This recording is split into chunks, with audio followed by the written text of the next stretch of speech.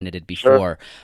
So what you said, I absolutely agree with, because the numbers and all those things, like you could essentially, and I know you've talked about how the online calculators aren't like the end all be all, but essentially you could get a start from searching up all this information for free, right? Like Hmm. we know there's so much out there, even a lot of the stuff that you've talked about in other podcasts, but you're right, it's the mental hurdle of like, why am I not doing this? Why am I not taking the next step, right? So Yep. when somebody, I guess, comes to you for nutrition coaching, what are some things that you're kind of digging into?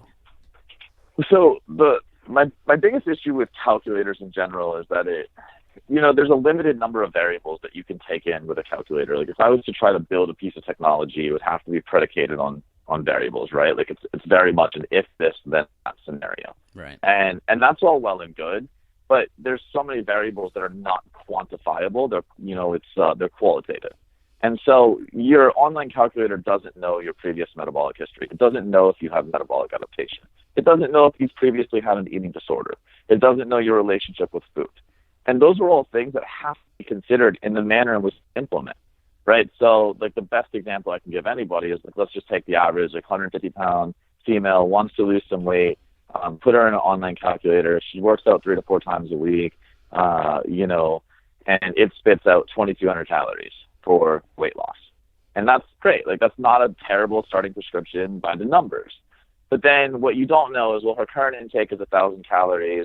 In college, she had an eating disorder because she was a gymnast, and she never really recovered. She binges like twice a week, but on average, her calorie intake is like 800 to 1,000.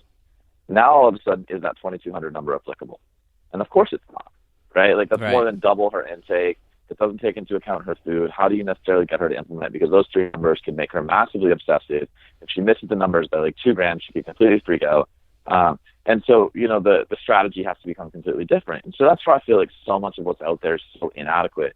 And I think that's where my coaching model has come into play, and where I've really I've gone so far as to say I'm not a nutritionist, I'm a nutrition coach.